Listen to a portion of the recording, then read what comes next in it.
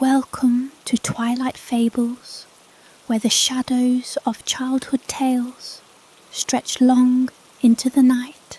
Tonight, we return to a story of beauty and tragedy, of moonlit waters and the whispers beneath their surface. You may think you know Swan Lake, but this is not the tale told in gilded theatres. This is the truth, the one that the water remembers and the swans will not speak of. A truth where the lake itself has a will, and its court is bound not by choice, but by the hunger of the deep.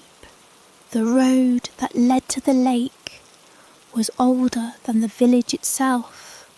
It coiled between the hills like a vein, cut into the earth by cartwheels and the slow, persistent passage of feet that had long since turned to dust.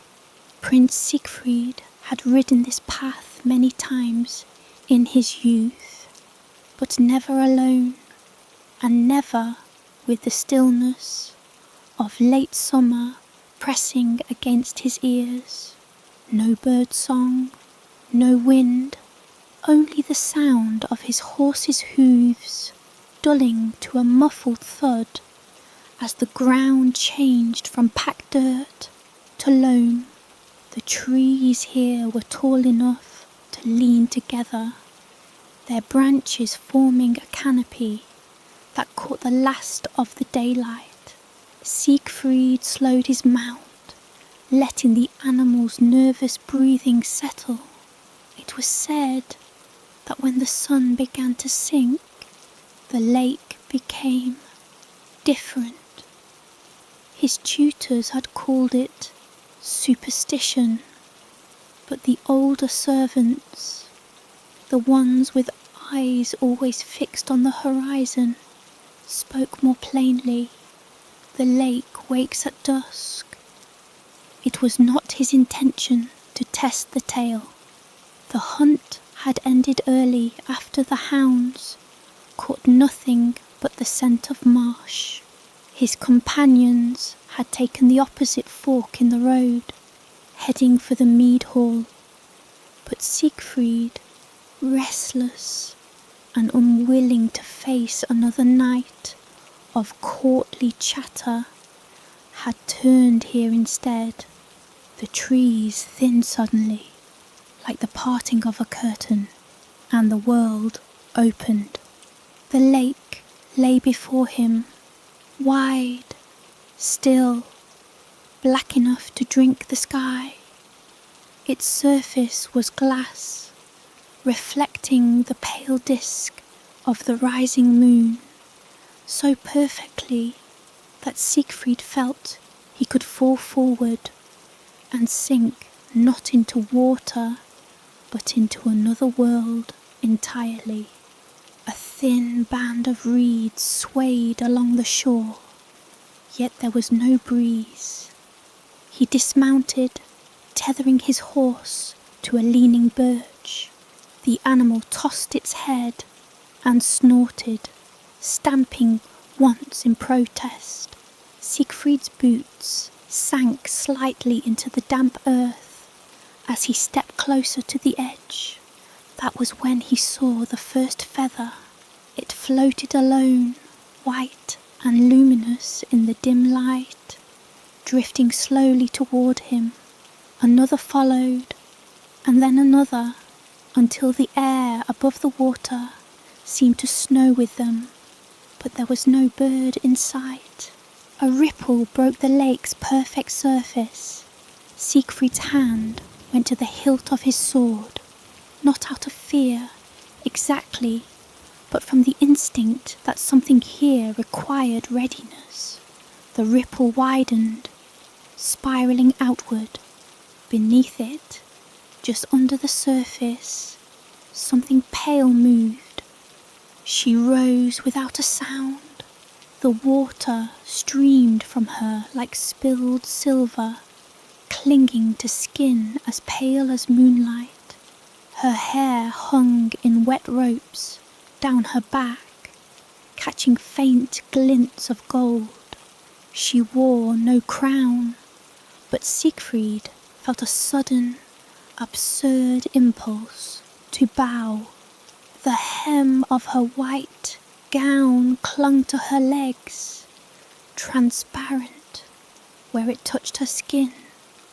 Her eyes found him instantly, grey, with a ring of darker shadow, as if she had not slept in years. "You should not be here," she said. Her voice was low, almost swallowed by the air, but it carried across the water.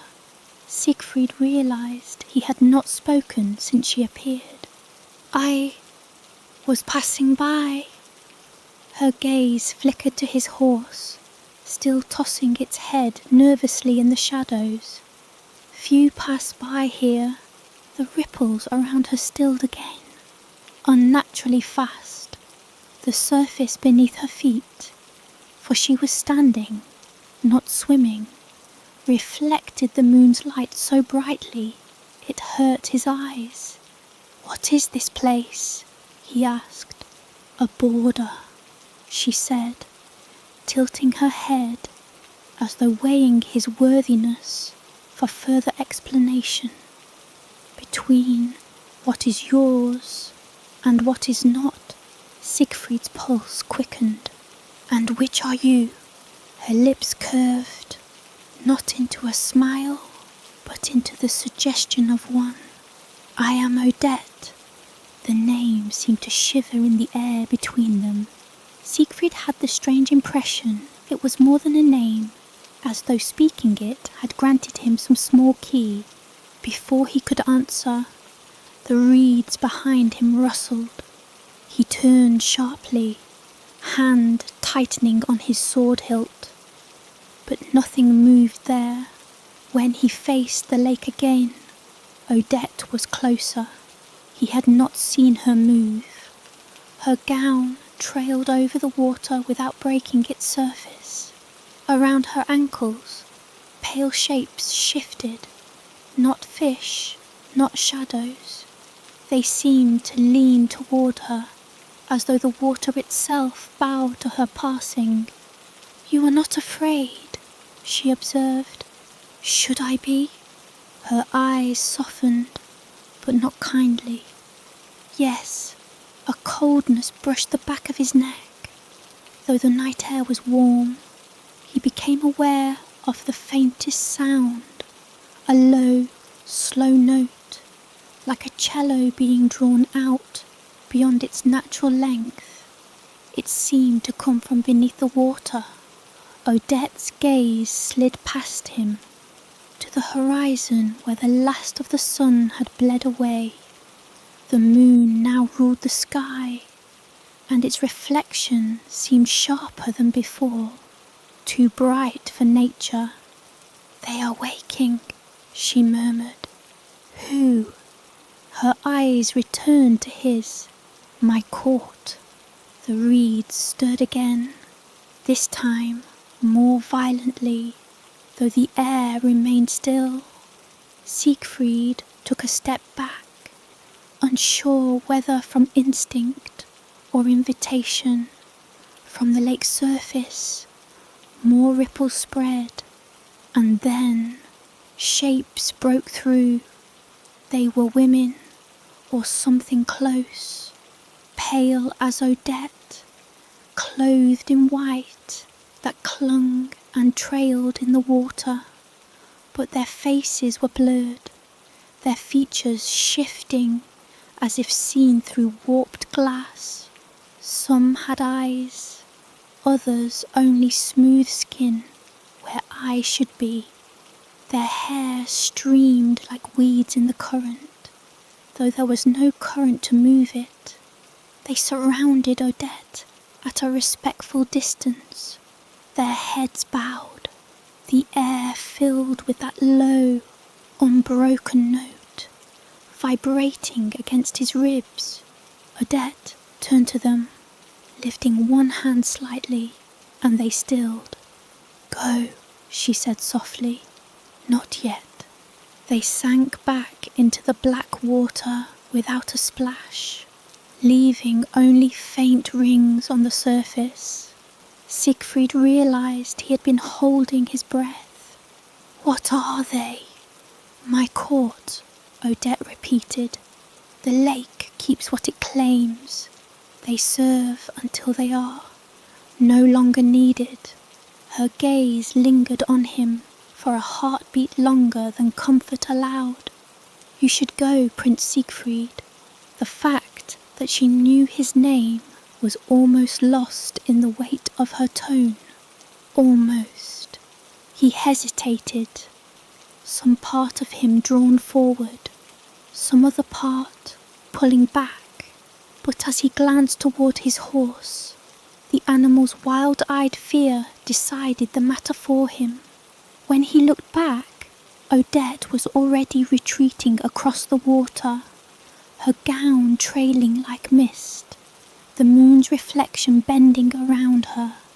By the time he reached the tree line, she was gone.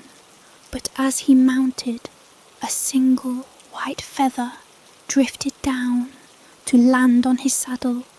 It was warm to the touch.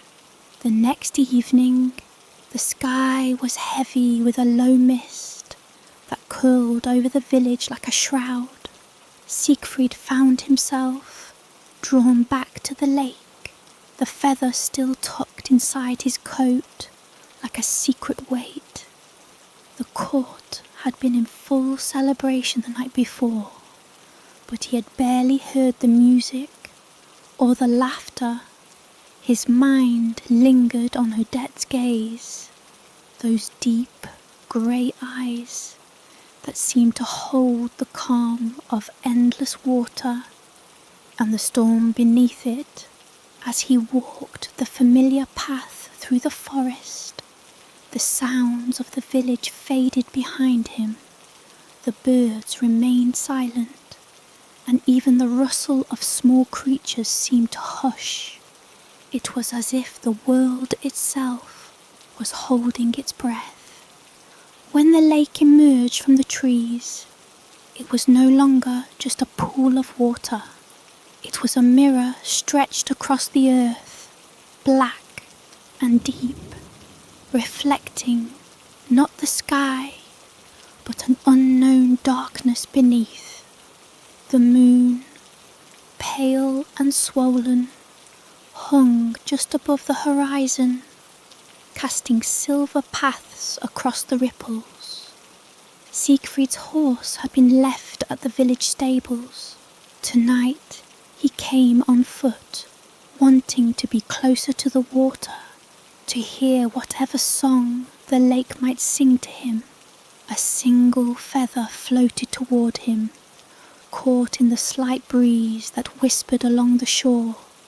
He reached out and caught it, soft and cold in his palm. Then the music began. It was faint at first, a low, resonant hum that seemed to vibrate through the soil, the trees, the very air itself. It rose slowly, growing louder with each breath, pulling at the edges of his mind. It was neither melody nor noise, but something older than memory, a sound that was both beckoning and warning. Siegfried's feet moved of their own accord, carrying him to the water's edge, where the reeds bent as though bowing to an unseen presence.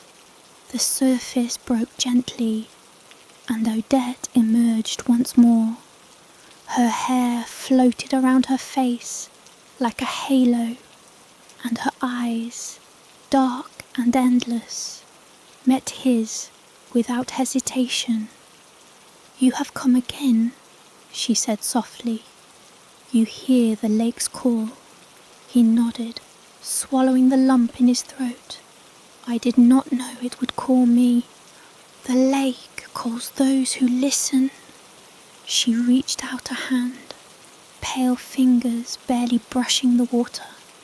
The surface rippled, revealing shadows beneath, indistinct shapes moving slowly in the depths. They are waiting. Siegfried felt a chill creep up his spine, despite the summer warmth. Who? The Swan Maidens. Odette's gaze shifted upward to the moon. Once, they were girls like you and me. Now, they serve the lake, bound by the water's hunger and the night's cold. Her words wove a thread of dread through the air. How do you know this? A faint smile flickered on her lips. I have been its servant longer than you can imagine. Siegfried's eyes narrowed. Then why are you free tonight? Odette's smile vanished. Because the lake allows it, for reasons even I do not understand. But every night I walk its shores, I feel the hunger grow stronger. The water behind her shimmered, and the shapes beneath surfaced more clearly. They were girls, pale, almost translucent, their eyes vacant, bodies draped in wet feathers. They did not speak, but their presence filled the night with a suffocating silence. Will you join them? Odette asked, her voice barely more than a whisper. Siegfried's heart hammered. No. Her eyes darkened. You have not yet heard the price. A sudden ripple spread across the lake, and the Swan Maidens began to sing, a haunting, wordless melody that burrowed into his bones. The song was not of sorrow, but of hunger, of endless waiting and endless taking. Siegfried staggered back, covering his ears as the notes pierced his mind. When he dared to look again, Odette was gone, and the lake was still once more. Only the feather remained, drifting gently at the water's edge. The dawn crept slowly over the village, its pale fingers brushing against the cold stone of the castle walls. Siegfried lay awake long before the first rays of sunlight, the haunting melody of the lake song still echoing in his mind like a distant bell tolling from the depths. He could feel it lingering in his veins, a dark pulse that whispered secrets just beyond the edge of memory. The feather pressed gently against his chest, a fragile talisman that had found its way into his coat the night before. It was as if the lake had marked him, claimed him in some unseen way, and though he wanted to cast it away, the thought of losing it was unbearable. The weight of the feather tethered him to the lake's mysterious pull, a reminder that the water's edge was never far from his thoughts. By midday, court life swirled around him in a dizzying blur of nobles' chatter, polite laughter, and the clinking of goblets. Yet Siegfried's mind was elsewhere. Each smile he forced, each polite nod, felt like a mask he wore to hide the growing fear rooted deep inside. His tutors lectured on matters of statecraft and diplomacy, but his thoughts drifted like fallen leaves on a dark stream, carried inexorably back to the lake. When evening came, a restless urgency seized him. Unable to resist the pull, he slipped away from the castle's gilded halls and made his way back down the familiar path.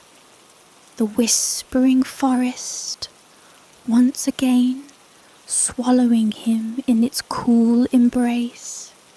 The birds remained silent, their songs muted by the thickening mist that wreathed the trees.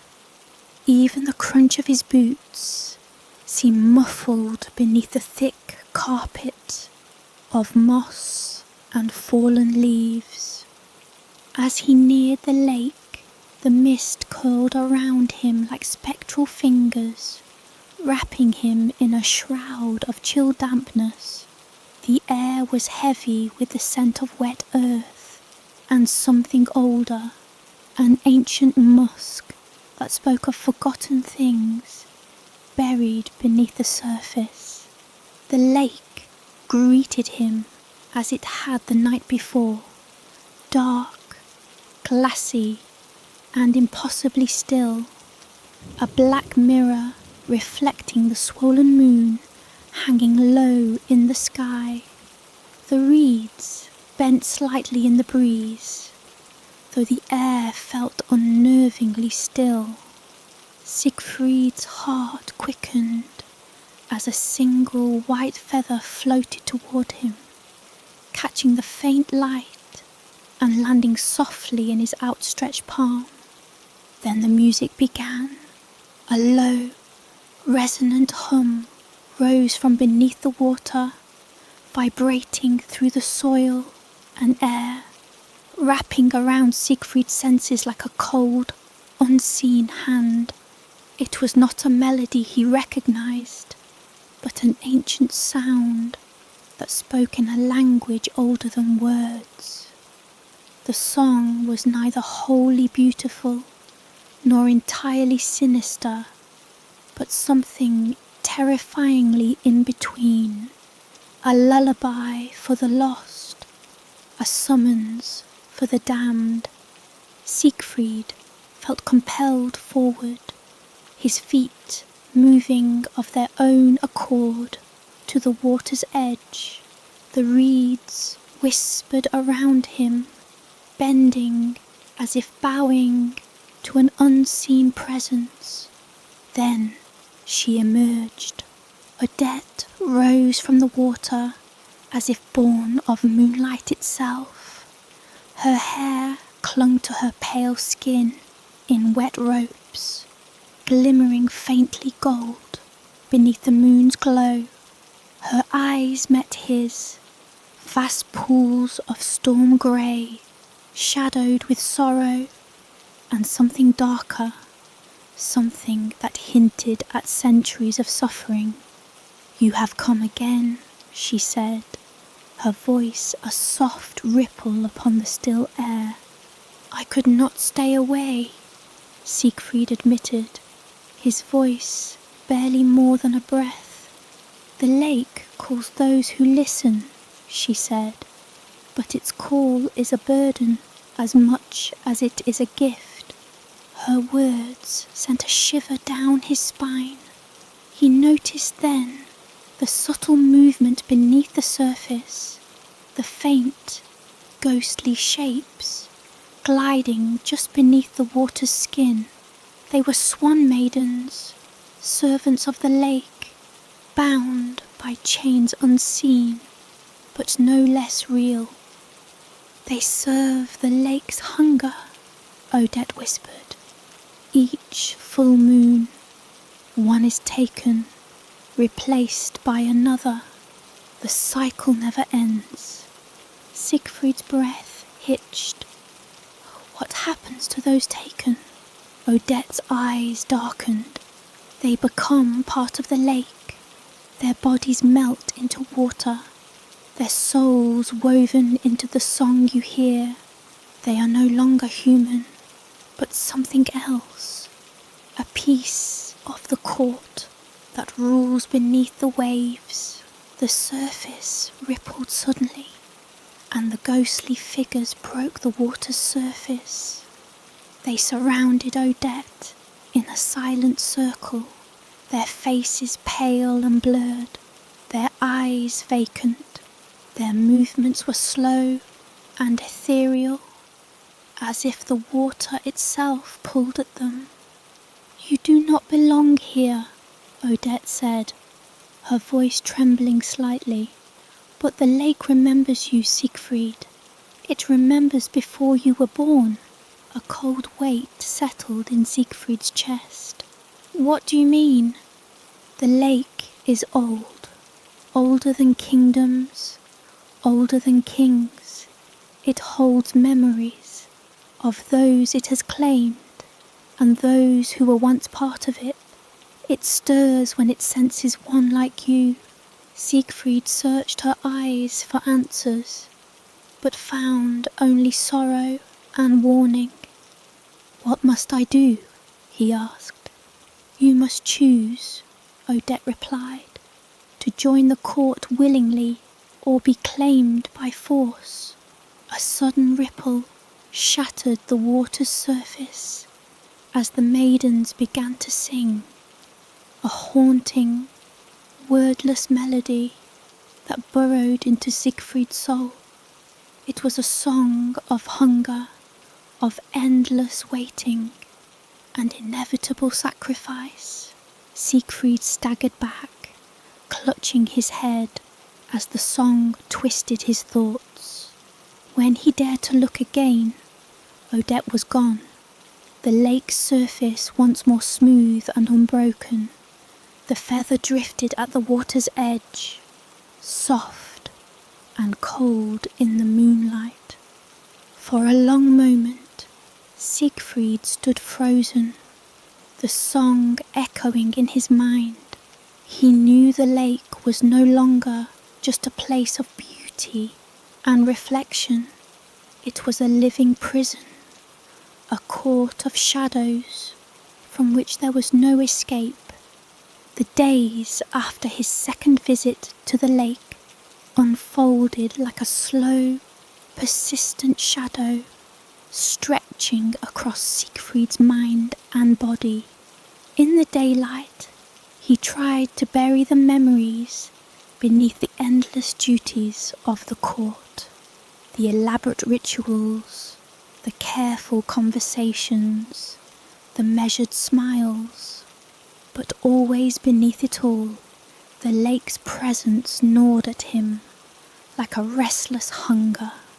He was no longer certain if the feather pressed inside his coat was a token of hope or a brand of possession. It pulsed faintly against his ribs, as if alive, a quiet reminder that the lake's reach extended far beyond its waterline. His dreams were haunted by glimpses of dark wings, of feathered hands reaching for him from beneath black waves. During the day, the castle buzzed with life, the clatter of armoured guards, the soft rustle of silk gowns, the murmur of courtly intrigue. But Siegfried found himself detached, drifting like a ghost among the living. His eyes often settled on the window that framed the distant lake, its still surface reflecting the ever-changing sky. It called to him relentlessly. One evening, unable to resist the pull, he left the castle again, just as the sun dipped below the horizon. The forest seemed to close in around him, the familiar path now heavy with silence. No birdsong greeted him, no rustling of small creatures. The trees stood sentinel, their dark trunks like sentinels, guarding a secret. When he reached the lake, the air was thick with mist, swirling low over the water like a living thing. The moon was a pale sentinel above, its silver light casting an eerie glow that seemed almost unnatural in its clarity. The reeds bowed beneath the weight of unseen forces, and the surface of the lake rippled with a slow, deliberate pulse. Odette emerged from the water with a grace that was both breathtaking and terrible. Her wet hair clung to her skin, her eyes shimmering with moonlight and shadows. This time, there was something new in her gaze, a flicker of hope, or perhaps warning. "The lake watches you," she said softly, her voice like the ripple of silk on water. "It knows you cannot escape its call." Siegfried's heart thundered in his chest. "I don't understand." She reached down to touch the water's surface, which shimmered and shifted beneath her fingers. Shapes moved beneath the waves, figures cloaked in feathers, faces blurred and pale. "The lake demands a price," she whispered, "but it also offers power." Siegfried swallowed hard. "What kind of power?" "To be its champion," Odette replied, her voice steady despite the weight of her words. "To walk between worlds, to wield its hunger without being consumed." Before he could respond, the water trembled violently. From the depths rose a figure darker and more terrible than Odette, a queen of feathers and shadow, her eyes glowing like embers beneath a crown of water and bone. "The court is changing," the figure said, voice like grinding stone. "The lake grows restless, hungry for new blood." Siegfried staggered back, his breath ragged. The lake was no longer a place of serene beauty. It was a living prison, a throne room of sorrow and hunger. The queen's gaze pierced him.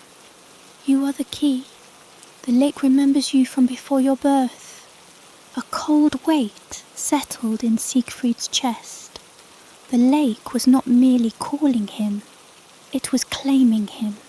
As the queen's form dissolved back into the depths, Odette stepped forward. "The battle has begun. You must choose." Siegfried's thoughts churned. To fight the lake was to fight a part of himself he barely understood. He looked out over the black water, the moonlight fracturing across its surface like shattered glass. The lake's grip was tightening, and the court's hunger was never sated. The castle stirred in restless anticipation, each stone and corridor alive with the promise of the night's grand masquerade. Lanterns hung from every beam and arch, their flickering flames casting dancing shadows on the marble floors. Tapestries shifted with the faintest movement, as if the walls themselves were sighing in preparation. Music flowed from the orchestra, a strange, haunting melody, lilting and melancholy, weaving through the halls like a thread of silver and shadow. Prince Siegfried moved among the guests, a mask concealing his face, but not the tension that tightened every muscle in his body. Around him, nobles twirled and laughed, their masks gleaming like captured stars. He could hear snippets of conversation, arrangements of marriage, disputes over lands, whispered scandals, but they seemed hollow to him, distant, as though he were submerged beneath the surface of a different world. The feather pressed beneath his coat, pulsed softly against his chest, a heartbeat borrowed from the lake itself, reminding him of the world beyond this gilded prison. He stepped out onto the balcony, seeking a sliver of air untouched by the perfume and music of the celebration. Below him, the lake shimmered under the pale moonlight, silver fragments dancing across the water. The stillness of the surface called to him with a voice only he could hear, a whisper of wings brushing through water, a melody of sorrow and longing. It was then that he felt the first ripple of danger, subtle at first, like the tremor of a heartbeat beneath his own. And then she appeared, Odile. The black swan emerged from the shadowed archway of the ballroom, gliding with a precision and grace that seemed inhuman. Her gown flowed like midnight water, feathers cascading over her form and catching the candlelight with an eerie luminescence. The mask that covered her face was intricate, delicate filigree, framing eyes that burned with cold fire. Every step she took sent shivers through the air, a subtle current of threads woven into elegance. Siegfried felt a chill ripple across his spine, a recognition he could not ignore. The black swan was no mere dancer or noble guest. She was a herald of the lake's hunger, a living embodiment of its will. "You cannot hide from the court," she whispered, her voice silk and steel combined. "The lake demands its due." Siegfried's pulse quickened. The guests continued their dances and laughter, oblivious, yet a shadow seemed to deepen around them, as if the very air conspired to draw him toward Odile. He took a hesitant step back, but the balcony offered no refuge. The wind seemed to carry the music and her presence with equal weight, pressing in from every direction. Odile moved closer, her hands gloved in black satin, fingers curling with a tension that suggested both invitation and threat. "Come," she murmured, voice laced with something like longing, though it chilled him to the bone. "Join the dance that never ends." Siegfried's mind swirled with dread and desire. The lake's call was a chain, invisible yet unbreakable. Every fibre of his being ached to obey, yet a part of him fought, resisting the inevitable pull. Suddenly, the world shifted. The music warped, stretching into a slower, mournful dirge. The chandeliers above flickered, their flames elongating into ghostly shapes that danced across the walls. Guests' masks seemed to twist, faces blending into pale, anguished visages that whispered and moaned in silence. The floor beneath him felt unstable, a subtle undulation, as though the very hall had become liquid, the line between solid ground and water dissolving. He realized then that the masquerade was no ordinary dance. It was a threshold, a lure, a snare. Every movement, every note of music was designed to draw him toward submission. The swan maidens beneath the lake, the black swan's icy allure, the feather hidden beneath his coat, they were all pieces of a larger design, the lake's will made manifest in flesh, fabric, and melody. Siegfried's feet moved almost of their own accord, drawn toward Odile, as if by gravity stronger than that of earth itself. Her eyes bored into his, unyielding, compelling. The feathers on her gown seemed to shimmer and shift, forming shapes that reminded him of wings and talons, of flight and of predation, of freedom he could never reach. "You are the key," Odile said, voice a mixture of silk and ice. "The lake remembers. It calls for you and for the choice only you can make." He stopped, the full weight of her words pressing upon him. The feather in his coat throbbed violently, as if sensing his hesitation, a pulse of life and demand that threatened to overtake his reason. He could feel the presence of the drowned court, in the music, in the shadows, in the very air around him. They were waiting, patient and eternal, their hunger a quiet, relentless rhythm beneath the waves.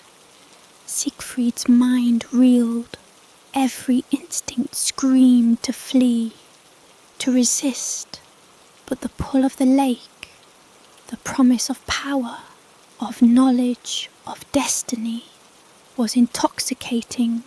He could feel it threading through his veins, a cold fire that promised both strength and destruction. Odile's lips curved into a faint, cruel smile. "Dance with me," she whispered. "Embrace what must be, or be consumed." And then, in a single motion, she extended her hand. It was both an offer and a challenge, a bridge between worlds. The music shifted again, faster now, but hollow and distorted. The guests became shadows, their laughter a brittle echo. The hall seemed to stretch infinitely, the ceiling dissolving into the night sky, stars shimmering cold and distant. The floor rippled like water, and Siegfried felt the current beneath him tugging, urging him forward, toward her. He knew the choice before him had never been simple. To submit was to join the court, to wield its terrible power, to protect and to sacrifice. To resist was to risk annihilation, to be consumed by the hunger the lake would not forgive. And yet, a deeper instinct whispered that he could bend the will of the lake, that he could become something more than either victim or servant. Odile's hand hovered before him, the space between them charged with the tension of inevitability. The swan maidens beneath the lake shimmered faintly in his mind, their mournful song threading through his thoughts. He could hear their pleas, their silent yearning for release, for hope, for a chance to be free from the endless cycle of hunger and sorrow. Siegfried's fingers trembled, torn between fear and desire, hesitation and compulsion.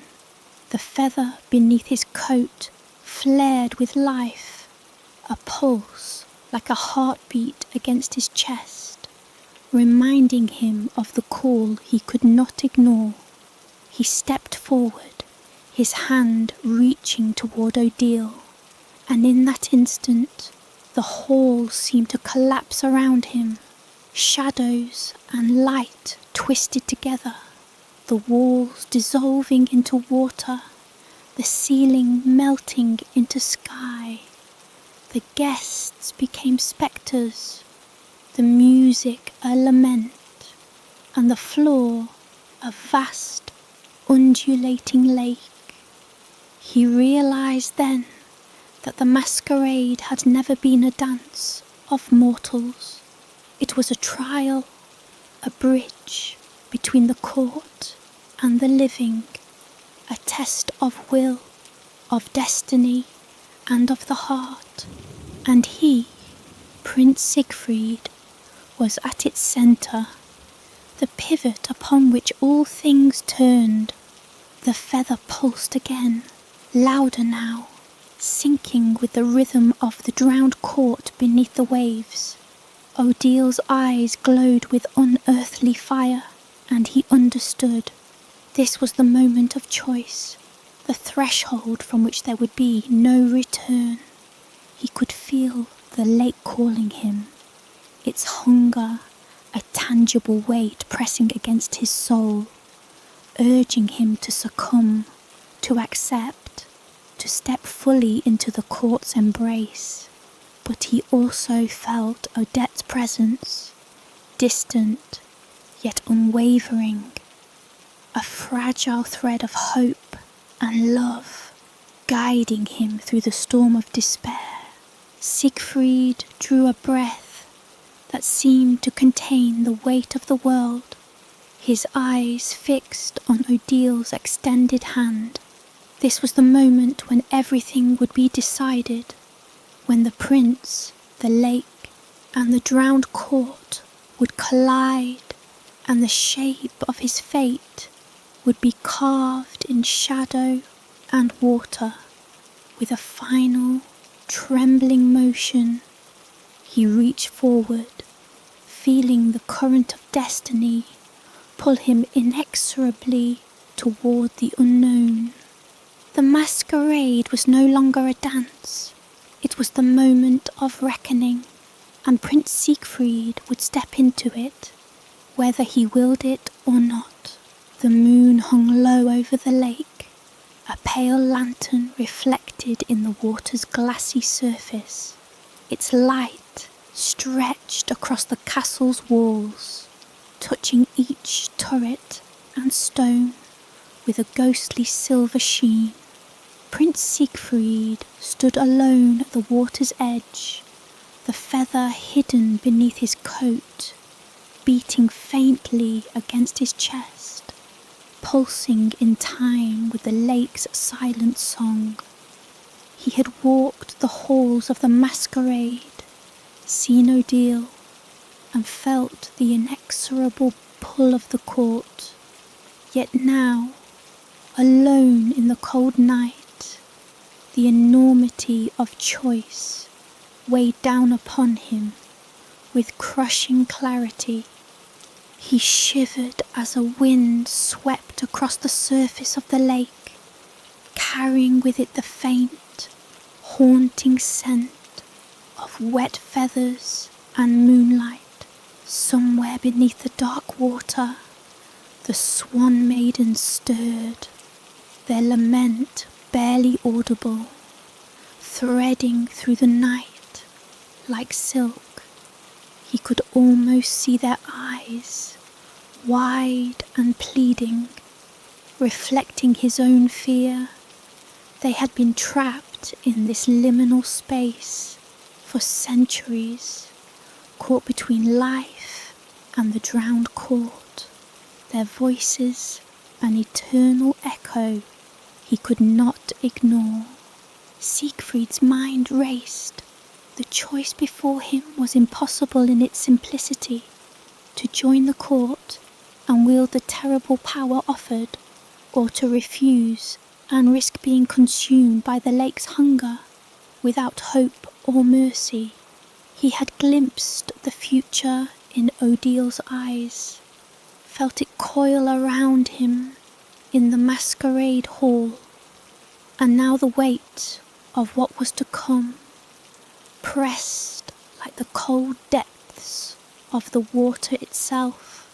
A soft ripple ran through the lake, catching his attention. Odette emerged from the mist, her pale form glowing faintly in the moonlight. She stepped lightly along the shore, her eyes reflecting both sorrow and urgency. "Siegfried," she whispered, her voice trembling as the water lapped gently against her feet. "The choice must be made. The lake will not wait forever." He turned toward her, anguish and desperation warring within him. "Why me?" he asked, his voice raw with fear. "Why must I bear this burden alone?" Odette's gaze held his, unflinching. "Because you carry the blood of those who came before," she said, her voice steady despite the tremor in her hands. "The lake remembers. It knows you. It calls for a champion, someone who can hold the hunger at bay." Siegfried closed his eyes, drawing in a shuddering breath. "And if I refuse?" Her eyes darkened. "Refusal is a choice the lake does not honor. It will claim you regardless, but without your will, you will be lost, consumed entirely, without hope, without mercy." A shiver ran through him. He felt the feather beneath his coat pulse more insistently, as if sensing his hesitation. It was no ordinary quill. It had been gifted by the lake itself, a living symbol of both power and binding. Its pulse felt like the heartbeat of the drowned court pressing against his chest, a reminder that the choice was already partially made, that destiny leaned heavily toward its inevitable conclusion. Siegfried turned back to the water, the reflection of the moon shimmering across its surface, fragmented and trembling. He could see shadows beneath the waves, the shapes of swan maidens drifting gracefully, eternally trapped. Their song rose faintly, a haunting, wordless melody that spoke of sorrow, of sacrifice, of eternity. He reached toward the water with one hand, though it trembled violently. Each ripple that spread across the surface seemed to echo his heartbeat, a warning and a temptation combined. "I want to save you," he whispered, his voice cracking. "I want to save all of you." Odette stepped closer, placing her trembling hand over his. "Then you must accept the court," she said softly. "Not as a prisoner, but as its champion. You must bear its power and its burden. Only then can you protect those who cannot protect themselves." Siegfried's mind reeled with doubt. The notion of wielding the lake's power was intoxicating, yet terrifying. He thought of the swan maidens, of their vacant eyes and graceful forms, of the hunger that had trapped them, that had shaped them into servants of the lake's endless desire. To hold that power was to risk becoming like them, part of a cycle that had devoured generations. And yet, the pull was undeniable. The call of the lake vibrated through his very being, threading through his veins with every heartbeat.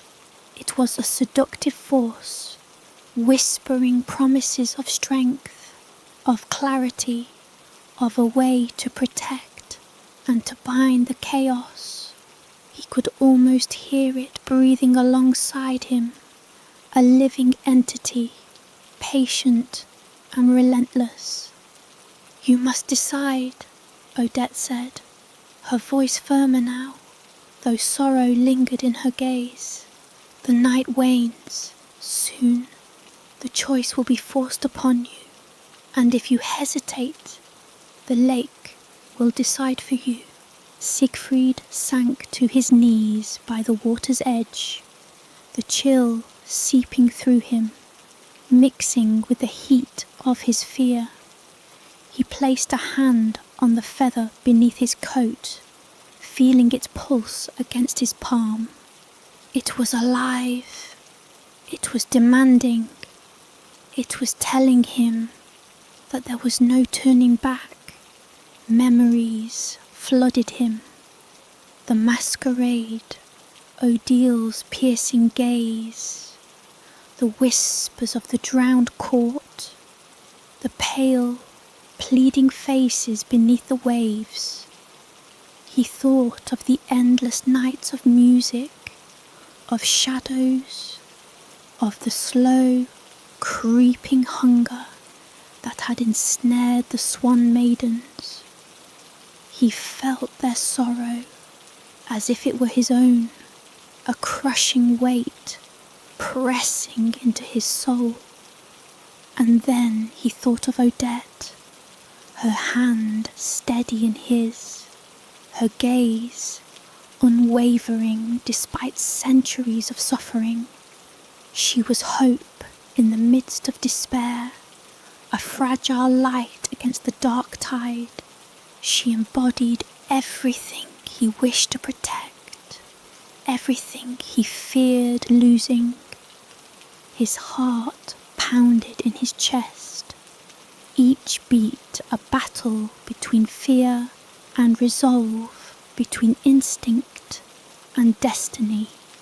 The feather pulsed violently now, syncing with the rhythm of his own, a living signal of the power at his fingertips. I will accept," he whispered, voice trembling but resolute. "I will bear it, and I will protect them." Odette's eyes softened, and a faint smile curved her lips, the first sign of warmth in ages. "Then it begins," she said, her voice a gentle caress against the night's chill. Siegfried stood slowly, the weight of his decision settling upon him like a mantle. He could feel the feather thrumming against his chest, the lake's presence threading through him, threading into him, weaving with his very soul. The wind whispered through the reeds, carrying with it the sound of wings beneath the surface, the mournful song of those who were lost but not forgotten. He looked out over the lake, its black glass reflecting the silver moon, and felt the first stirring of the court's power within him. The transformation would not be immediate, nor would it be without pain, but the path was set. He was the lake's champion now, bound by blood, by choice, by destiny. The moon rose higher, silver light spilling over the dark waters. The lake's song rose to meet it, a symphony of sorrow, hunger, and promise. Siegfried drew a deep, steadying breath and stepped forward, feeling the current of destiny tug him toward the water. The feather pulsed with life beneath his coat, each beat a reminder of the pact he had chosen, the power he would wield, and the responsibility that would weigh upon him forever. And beneath the surface, the drowned court waited, patient, eternal, and hungry, ready to embrace their new champion. Siegfried stepped into the water, and the cold enveloped him like a silk shroud. He felt the pulse of the lake enter him, threading through every vein, every bone, every fibre of his being. The water shimmered around him, alive with light and shadow, reflecting the destiny he had chosen. The song of the drowned court swelled, filling the night with echoes of sorrow and power. He was their champion, their guardian, their prisoner, and their hope. And as he submerged fully into the lake's embrace, he knew that the cycle would continue, but that he and only he would walk the line between life and the drowned, shaping the fate of all who came after. The lake had claimed him, but he had claimed it in return. Dawn crept slowly across the horizon, pale and uncertain, like a candle struggling against the shadows. The castle's ancient stones, soaked in centuries of rain and memory, caught the fragile light, glimmering faintly as if in quiet recognition of the events unfolding within. Prince Siegfried stood at the water's edge of the lake, the feather pressed beneath his coat, thumping in time with his own heartbeat. It pulsed with a strange, living rhythm, as though it were a vessel for the lake's will, a tether binding him to a fate he could neither escape nor fully comprehend. The night's choices weighed heavily on him, the masquerade, Odette, and the promise of the drowned court had left him teetering on the edge of a precipice between desire and doom. And now, standing alone beneath the pale morning sky, he could feel the first stirrings of the transformation that the lake demanded. Odette emerged from the mist that curled along the water's surface, her pale form glimmering with dew and moonlight, her eyes, dark and deep, bore into his with a mixture of sorrow and hope, as though she carried the weight of every lost soul beneath the waves.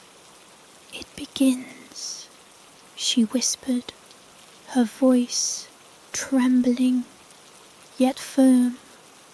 "The lake claims what it must." Siegfried's hands shook as he felt the power awakening within him. A chill coursed through his veins, spreading from the feather beneath his coat to every corner of his body. He flexed his fingers and gasped. Pale feathers were beginning to sprout along his arms, soft and delicate, yet unmistakably real. His skin prickled and his fingers elongated slightly, nails sharpening into slender, talon-like points. Panic surged, yet beneath it, a strange calm began to settle. "The lake's hunger," Odette murmured, stepping closer. "It is inside you now. You are no longer merely a prince. You are part of the court." Siegfried swallowed hard, staring at his transforming hands. The air around them seemed to thicken, heavy with the scent of cold water and wet feathers.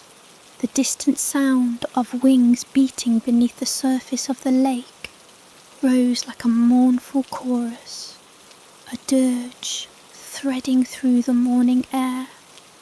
"What must I do?" he asked, voice hoarse. the words almost lost in the whisper of the wind. "Protect the balance," Odette said. "The hunger within you must not be allowed to escape. If it grows unchecked, the lake will consume all, the living and the lost alike. You are their guardian now." Siegfried, the water at his feet shimmered, reflecting the faint light of dawn, and beneath its surface, pale shapes moved gracefully. The swan maidens were there, their forms ghostly and ethereal, gliding in perfect synchronization, eyes hollow yet luminous. They were both a warning and a promise, their presence a reminder of the cost of failure. Siegfried closed his eyes and drew a shuddering breath. He could feel the feather pulse violently against his chest, the rhythm syncing with the lake's hidden heartbeat. Memories, not his own, flooded his mind. The lost girls who had been claimed, their lives woven into the tapestry of the drowned court, their songs of sorrow echoing across time. He saw their faces, pale and pleading, their eyes reflecting centuries of entrapment. The transformation deepened. His bones seemed to lighten, his senses sharpened, and his connection to the water strengthened. Each movement carried a subtle grace, as if he were simultaneously himself and something other, something bound to the currents below. His voice, when he spoke again, carried an unfamiliar resonance, like the echo of the lake itself. "You are ready," Odette said softly. "The court's power is yours to command, but it is a burden as much as a gift. Temper it with your will, or it will consume you."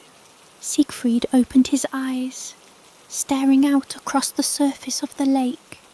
The water rippled with a life of its own, shadows of wings breaking the surface in rhythmic arcs. He could feel the court beneath him, patient and eternal, waiting for him to step fully into their world.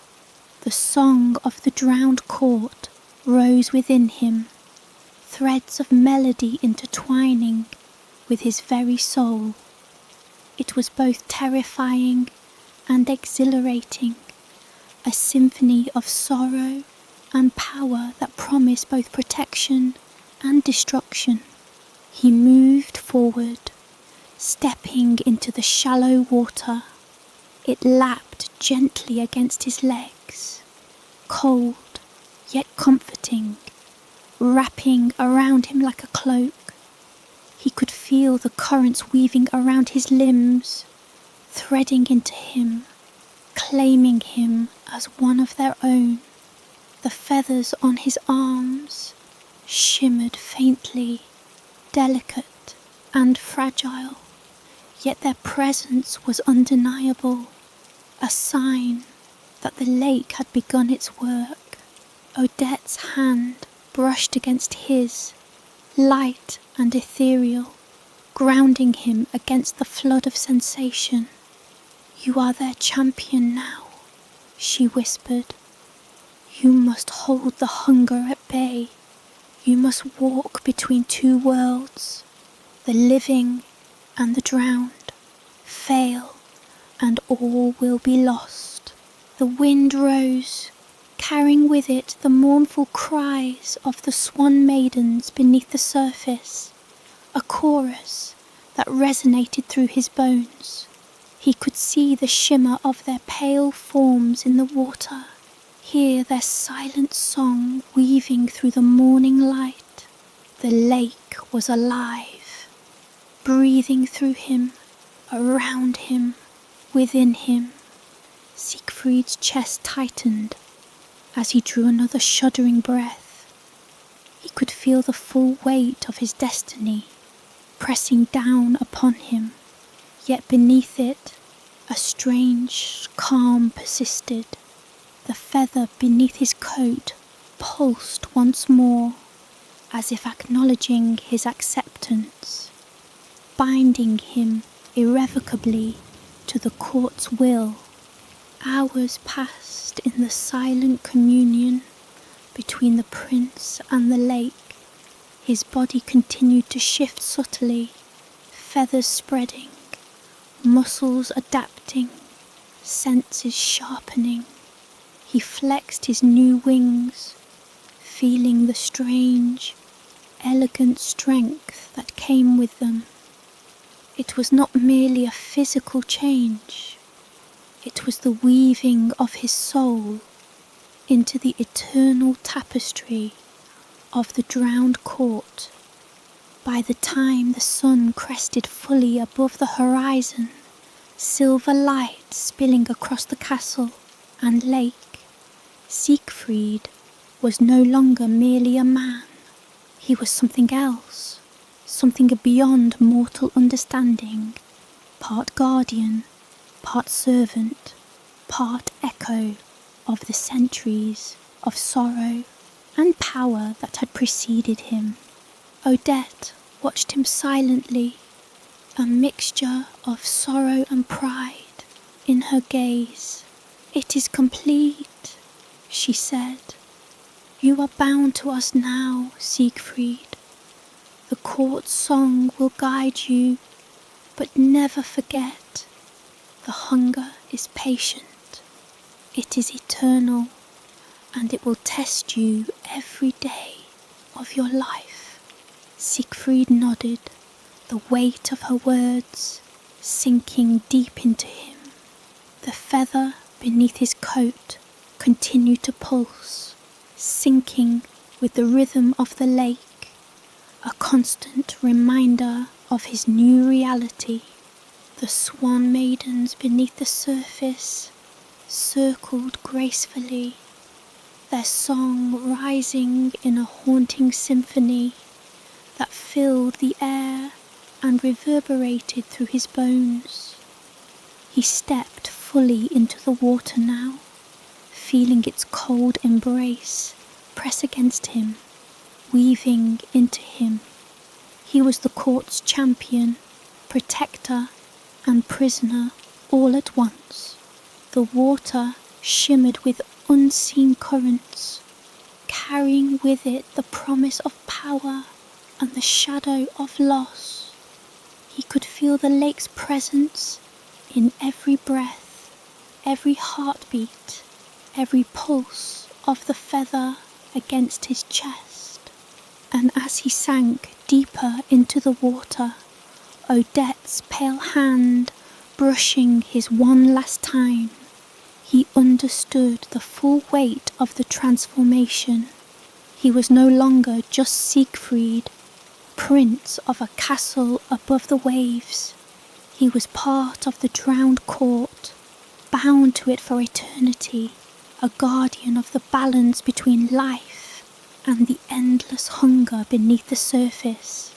The lake's song rose, a crescendo that filled the morning air, wrapping him in light and shadow, power and sorrow. The swan maidens beneath the water circled him, their eyes hollow yet watchful, a silent acknowledgement of the new champion among them. Siegfried drew a final, steadying breath, feeling the currents of the lake threading through him, shaping him, claiming him as one of their own. He had accepted the court, he had accepted the hunger, and he had accepted the eternal responsibility that came with it. The transformation was complete. The drowned court awaited, patient, eternal and hungry, and their new champion, Prince Siegfried, was ready. The castle had fallen silent. The echoes of the masquerade and the storm of the previous night replaced by a heavy, expectant stillness.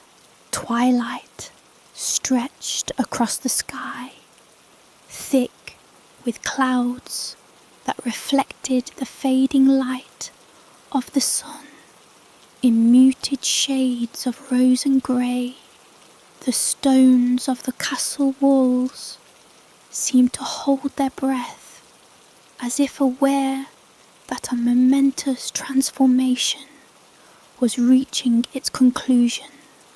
Prince Siegfried stood at the highest tower, gazing down upon the lake that had claimed him, feeling the pulse of its living waters resonate through every fibre of his being. Beneath him, the lake shimmered with a spectral light, its surface broken by pale forms gliding with impossible grace. The swan maidens circled beneath the waves, their feathers catching faint traces of the twilight, their movements synchronized with an eerie precision. Their eyes were hollow, reflecting both sorrow and anticipation, a testament to centuries of servitude and entrapment within the lake's eternal embrace. Siegfried felt their presence within him as well, a thread of connection that wound through his mind and soul. He could hear their silent song, a haunting melody of loss, desire, and endurance. The feather beneath his coat pulsed in time with this song, a tangible link to the court, to its hunger, and to the responsibility he now bore. Odette appeared at the edge of the tower, her pale form bathed in the last rays of the dying sun. She moved with the ethereal grace of one unbound by mortal limitations, her eyes reflecting the depth of centuries spent beneath the water's surface. "It is time," she whispered, voice both gentle and commanding. "The court awaits its champion fully.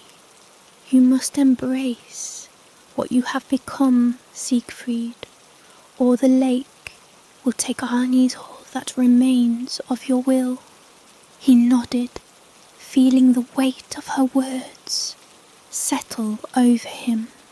The transformation was complete, yet the full scope of his role, the immense responsibility, and the terrifying potential of the lake's power pressed upon him with a gravity that made his limbs tremble.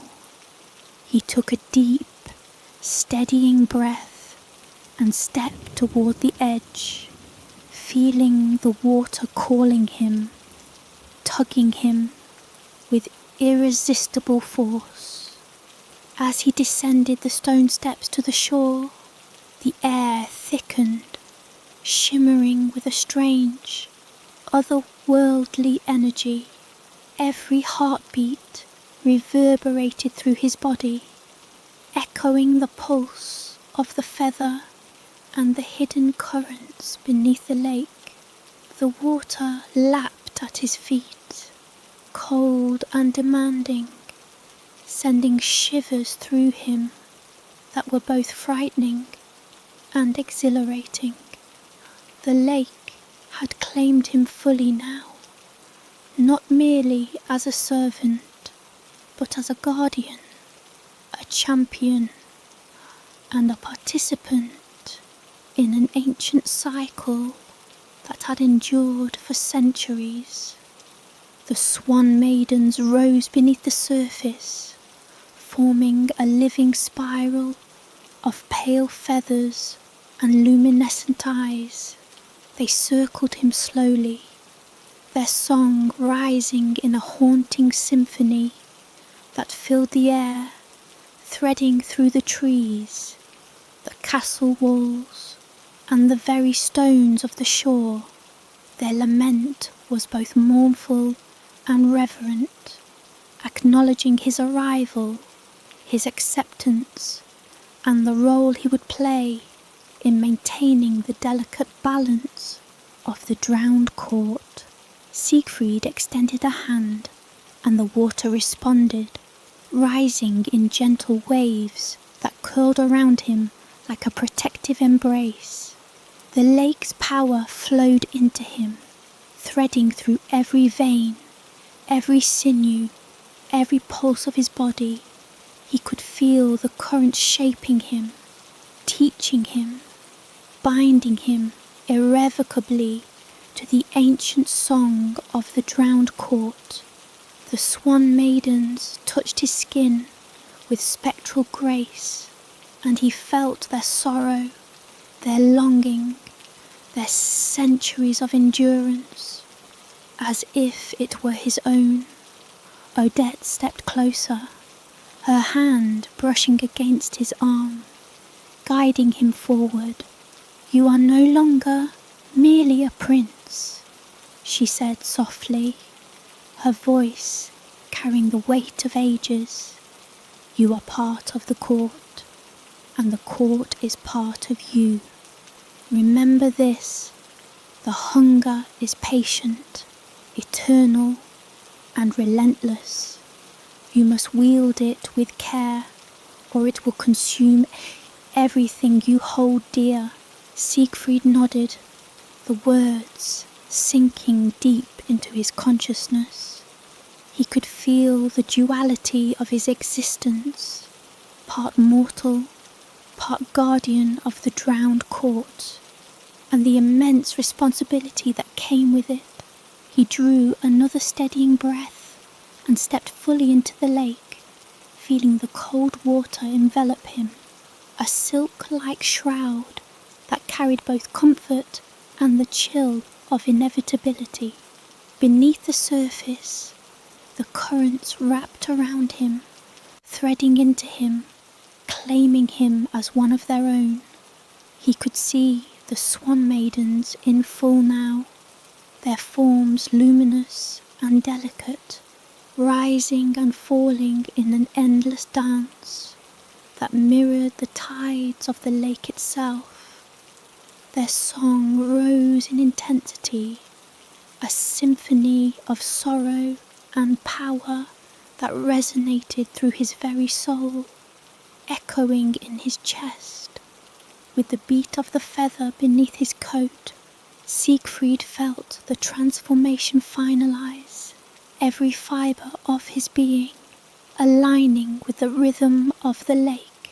He flexed his wings, newly formed from soft, pale feathers that shimmered like moonlight on water, and tested the strength and grace they offered. The water responded, rippling and glowing as if in recognition, carrying him in currents that defied gravity, a dance of shadow and light that seemed to exist both above and below the surface simultaneously. Odette's voice echoed in his mind, a guide and a reminder. "You are the balance now, Siegfried. Protect the living, guide the lost, and hold the hunger in check. Your will is the anchor that prevents chaos from spilling to the world." He felt a surge of purpose as the realization settled fully within him. The drowned court was eternal, and he was now inseparable from it, a bridge between worlds, a guardian of both life and sorrow. He could feel the centuries of history pressing against him, the collective memory and power of all those who had come before, and the haunting song of the lake became a part of him, a symphony that would guide him in the days, months, and centuries to come.